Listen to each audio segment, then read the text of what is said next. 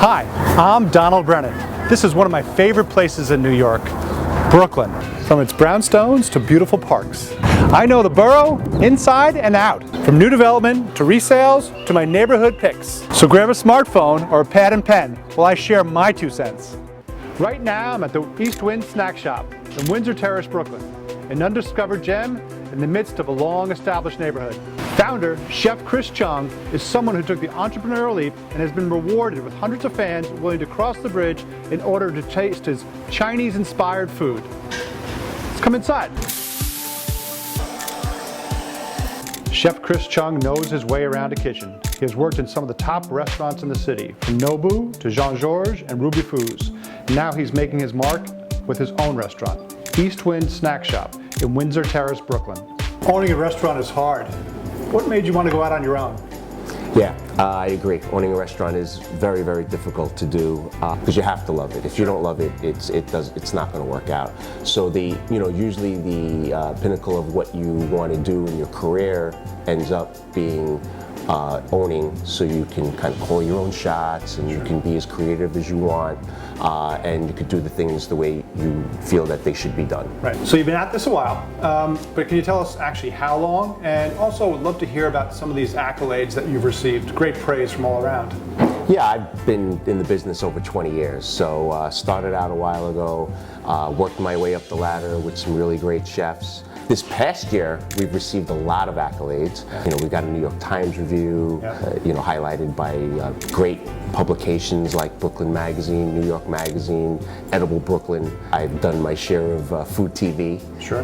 So I've done some things for the Food Network, done some stuff with Anthony Bourdain, hung out with Martha Stewart on her show. The Museum of Chinese in America gave me an award for an outstanding service in my profession, and that meant a lot to me as well. So, yeah. Excellent. These days, Chef Cheung gets to experiment with the menu like he couldn't when he worked for others. The result? What has been called some of the best Asian food in the city. Chris, how'd you come up with the name East Wind Snack Shop? Okay, so funny story. I actually had a different name. My partner at the time was very superstitious, and so am I. So we had a name picked out, but she wasn't too happy with it, so she went to the Chinese fortune teller, and the Chinese fortune teller gave her this name. And so who am I to argue? Sure, of course not. Yeah. Go with it. Yeah. Well, it sounds great. It's a great name. Can you tell us a little bit about your influences on your cooking style and menu choices and so forth? Yeah, so we're Chinese, but that means a lot. And my influences come from a few different sources. So I'm Toisan, and I grew up in Chinatown. So I was around that style of food for many years growing up as a kid. But I learned dim sum from a Hong Kong dim sum master as I was coming up as a chef. And then also my wife, she's Shanghainese, and I went back to Shanghai with her a few years ago and cooked in the villages in Shanghai. So all those things kind of coming together have totally influenced my food. When we first started here, it was like a 20-item menu. We were going to have some fun with the food, do some nice things, and then we had lines out the door, and we couldn't keep up with the demand. So I had pretty much shorten the menu a little bit, and it turned into a focus on doing just a few things really, really well, all handmade, all from scratch every day. And dumplings became a big part of that.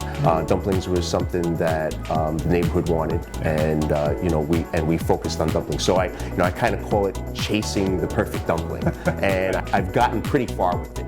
So about your experience as a cook, pretty impressive track record. Can you tell us about where you had worked before you set up your shop here? Yeah, so I've had some really fun times cooking with and for some really great chefs. I opened Nobu back in the day, so I got to work with Nobu himself and Muramoto, so the Orange Chef, who's kind of done so much since then, and that was really, really great time opening that restaurant at the time when Nobu wasn't a household name, and we kind of started the whole thing. Sure. I worked and I opened Georges with Georges, and my partner on the line happened to be Wiley Dufresne, who is one of the iconic top chefs in the world.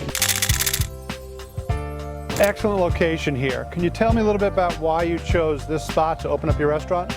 Well, yeah, I live only a few blocks down, so the commute is great for me, but there's no better place for me to be than here. It's a really great neighborhood, love the people. Brooklyn is an established food community already, and so far I'm having a lot of fun with it. So great, yeah. Excellent. So many great, unique, and interesting neighborhoods in Brooklyn. Yeah. What's special about Windsor Terrace? What makes this neighborhood great is really the people. It's such a warm, comforting, homey type neighborhood. It's a small neighborhood as well. And how does that play into your decision about location? Well, I mean, every neighborhood's got their charms, and you even have these guys hanging out. Terrace got a lot going for it. It's, the real estate prices are, increasing, every year. Yeah. You get, these beautiful brownstones and these beautiful buildings. Yeah. Like I said, the people are great, and the location is really cool. I mean, it's very accessible from the highways. Yeah. We have the F train station right here, so easy to get to, and everybody enjoys that park. So lots of things to come and hang out and do in Windsor Terrace. So a little overcast, rainy today, not a great park day, but what a fabulous neighborhood amenity. Can you tell us a little bit about Prospect Park here? For us on this side of Brooklyn, Prospect Park is the center of the universe. So where does all this go? What do you see for your future? There's no limits actually. Our plan for worldwide domination, is in the works. But it's really just staying true and keep making great food, and the rest will come.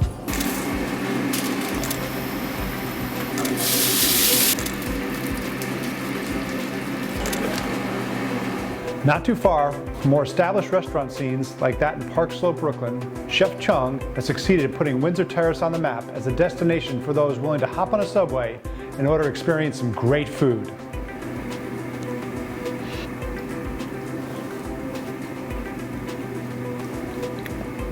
I'm Donald Brennan of Brennan Real Estate.